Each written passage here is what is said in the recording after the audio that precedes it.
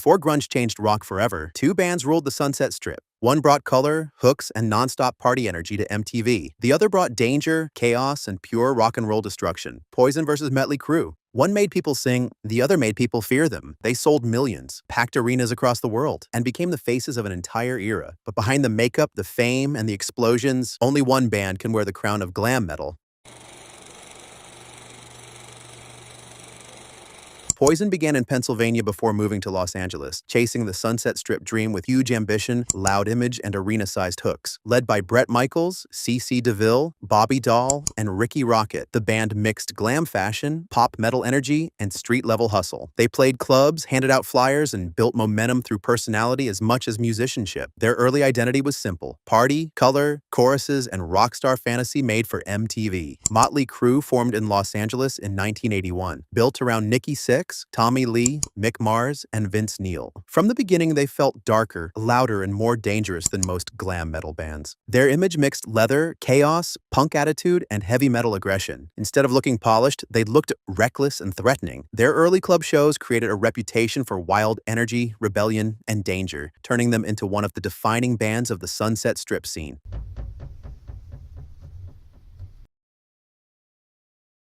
Poison's first major success came with Look What the Cat Dragged In 1986. At first, the album grew slowly, but MTV exposure and the single Talk Dirty to Me changed everything. The band's colorful image, catchy choruses, and Bret Michaels' charisma made them perfect for the late 80s rock explosion. Songs like I Want Action and I Won't Forget You pushed them into mainstream attention, turning Poison from club hopefuls into one of glam metal's biggest breakout acts. tley Cru's first major success came with Shout at the Devil in 1983. The album turned them from underground troublemakers into national rock stars. Its darker image, heavier sound, and controversial presentation made the band stand out immediately. Songs like Looks That Kill and Too Young to Fall in Love gave them MTV visibility, while their dangerous reputation made them impossible to ignore. This was the moment tley Cru became more than a club band. They became a movement.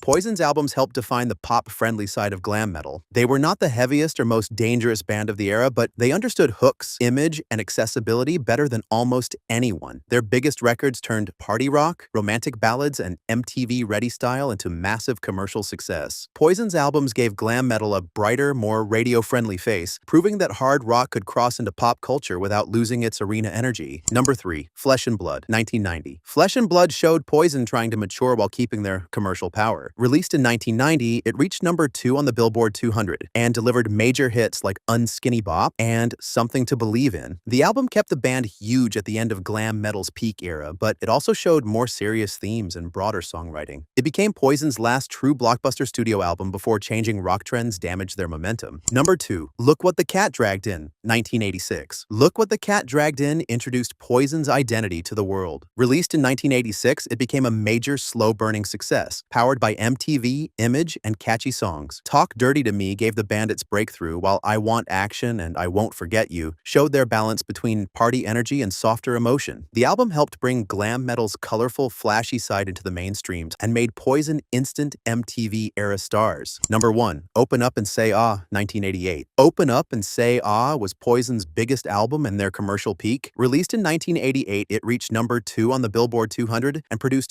huge singles including Every Rose Has Its Thorn, Nothing But a Good Time, and Fallen Angel. The album captured Poison at their most complete. Colorful, catchy, emotional, and built for arenas. Its mix of party rock and power ballad success made it one of glam metal's defining mainstream albums. tley Cru's albums defined the darker and more dangerous side of glam metal. While many bands focused mainly on flashy image and pop hooks, tley Cru built records filled with aggression, rebellion, excess, and heavy arena power. Albums like Shout at the Devil, Girls, Girls, Girls, and Dr. Feelgood became cultural landmarks of the 1980s rock explosion. Their catalog mixed commercial success with real mythology, helping the band outlast most glam metal rivals and remain one of hard rock's most iconic and influential acts. Number 3. Girls, Girls, Girls, 1987. Girls, Girls, Girls captured tley Cru at their wildest. Released in 1987, it reached number 2 on the Billboard 200 and became one of their signature albums. The title track, Wild Side, and the album's biker bar image turned the band into symbols of rock excess. It was less polished than Dr. Feelgood, but its attitude was massive. The album helped define tley Cru's dangerous brand and kept them at arena headliner level. Number 2. Shout at the Devil in 1983. Shout at the Devil turned tley Cru into one of the most dangerous bands in rock. Released in 1983, it gave them a darker, heavier identity than many later glam metal acts. The album's image, sound, and attitude made it controversial and magnetic. Tracks like Looks That Kill and Too Young to Fall in Love helped them break nationally. Its legacy is huge because it built the blueprint for tley Cru's entire myth. Number 1. Dr. Feelgood, 1989. Dr. Feelgood was tley Cru's commercial peak and their only Billboard 200 #1 album. Released in 1989, it combined massive production, sharper songwriting, and the band's newly focused energy. Songs like Dr. Feelgood, Kickstart My Heart, and Without You became classics. The album sold millions, dominated MTV-era hard rock, and proved the band could turn chaos into a polished blockbuster. It remains their most successful and widely respected studio album.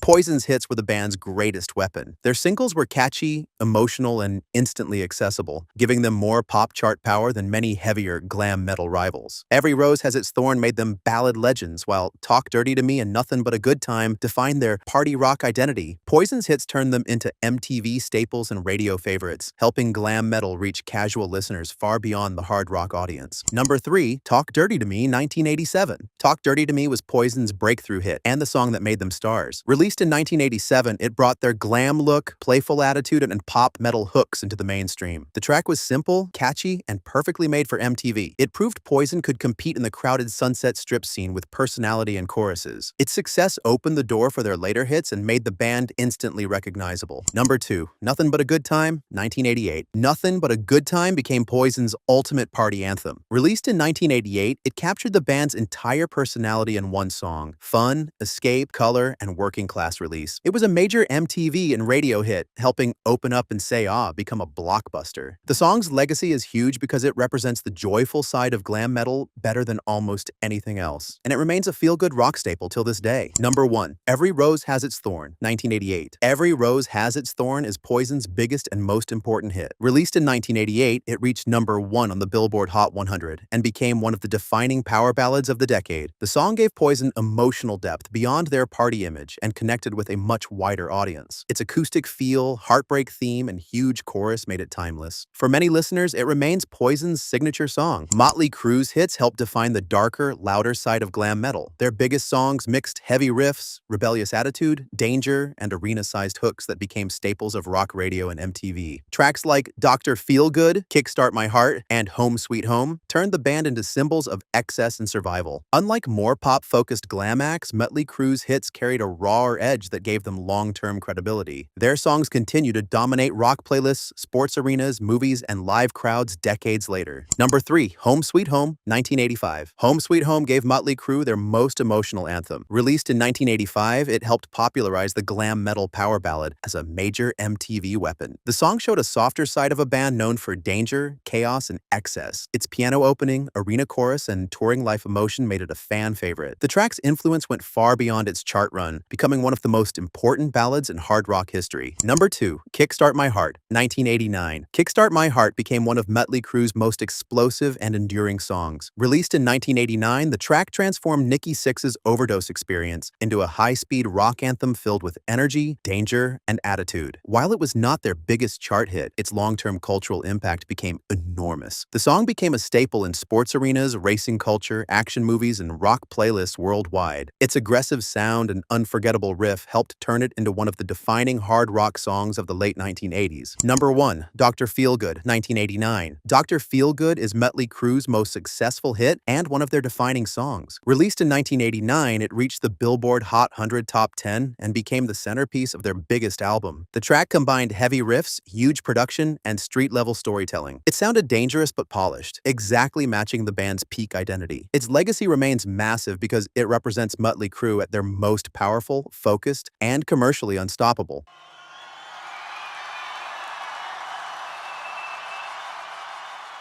Poison's tours helped turn them into one of glam metal's most loved live bands. Their shows were built around energy, color, crowd connection, and sing-along choruses rather than darkness or danger. At their peak, they filled arenas and became a major MTV-era touring act. Later, nostalgia tours kept their catalog alive across generations. Poison's live legacy is based on fun, accessibility, and the feeling of an endless rock and roll party. Number 3, the Stadium Tour, 2022. The Stadium Tour brought Poison back to massive stadium audiences in 2022, alongside tley Cru, Def Leppard, and Joan Jett. Even as a special guest, Poison benefited from one of the biggest hard rock nostalgia tours ever. The tour introduced their hits to huge multi-generational crowds and proved their songs still worked at stadium scale. Its legacy is important because it showed Poison's catalog remained valuable decades after their commercial peak. Number 2, Flesh and Blood Tour, 1990-1991. The Flesh and Blood Tour kept Poison near the top of arena rock in 1990 and 1991. It followed another number 2 album and gave the band a more mature live identity. With songs like Unskinny Bop and Something to Believe In, the shows balanced party energy with emotional moments. The tour showed Poison still had major drawing power before grunge changed the rock landscape. It stands as their last major peak-era headline run. Number 1, Open Up and Say Ah Tour, 1988-1989. The Open Up and Say Ah Tour was Poison's biggest classic-era live moment. Running through 1988 and 1989, it supported their most successful album and brought their MTV explosion into arenas. The tour benefited from huge singles, colorful staging, and the band's peak popularity. It made Poison feel like a true headline force rather than just a radio act. Its legacy is tied to the band's strongest commercial period and glam metal's peak. tley Cru's touring legacy is one of the strongest in glam metal. Their shows became famous for danger, spectacle, volume, stage chaos, and rock and roll mythology. From 1980s arenas to farewell tours and stadium comebacks, they remained a major live attraction across decades. Their tours often felt bigger than the albums themselves, turning the band's lifestyle into a theatrical experience. Number 3, Dr. Feelgood Tour, 1989-1990. The Dr. Feelgood Tour captured tley Cru at their classic commercial peak. Running from 1989 into 1990, it supported their only number 1 album and followed the band's most focused studio era. The shows brought together huge songs, arena production, and the mythology of a band that had survived chaos. With Dr. Feelgood, Kickstart My Heart, and Without You, the tour represented tley Cru at maximum mainstream power and live dominance. Number 2, The Final Tour, 2014-2015. The Final Tour was one of tley Cru's biggest modern-era live runs. Taking place from 2014 to 2015, it was promoted as the band's farewell and created major urgency among fans. The tour reportedly grossed over $60 million and drew huge crowds across multiple continents. Its influence came from the drama of Finality, the band's dangerous history, and their classic catalog. Even though they later returned, the tour strengthened their legacy. Number 1, The Stadium Tour 2022. The Stadium Tour became the biggest touring statement of tley Cru's career. In 2022, the band co-headlined stadiums with Def Leppard, with Poison and Joan Jett also on the bill. The tour grossed over $170 million and sold around 1.3 million tickets, proving enormous demand after years away from the road. Its legacy is massive because it turned tley Cru from 1980s survivors into a stadium-level nostalgia powerhouse.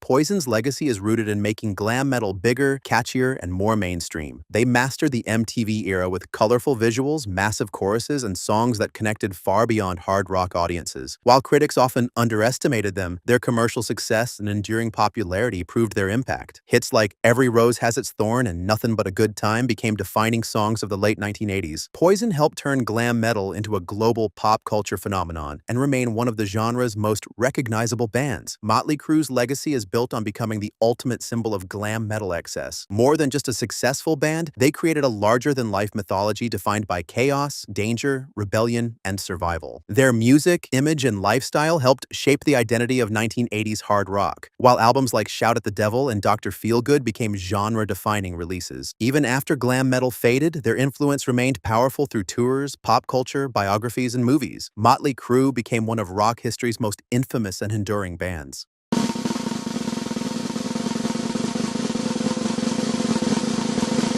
Poison built an incredible career around massive hooks, unforgettable MTV presence, and some of the biggest sing-along anthems of the glam metal era. Their ability to balance party rock with emotional ballads made them one of the most commercially beloved bands of the late 1980s. But tley Cru win the comparison overall. They achieved greater album success, built a larger touring legacy, created a stronger cultural mythology, and left a deeper impact on hard rock history. tley Cru became more than a band. They became the defining symbol of glam metal excess. That was a close one, but the next showdowns on your screen might be even closer.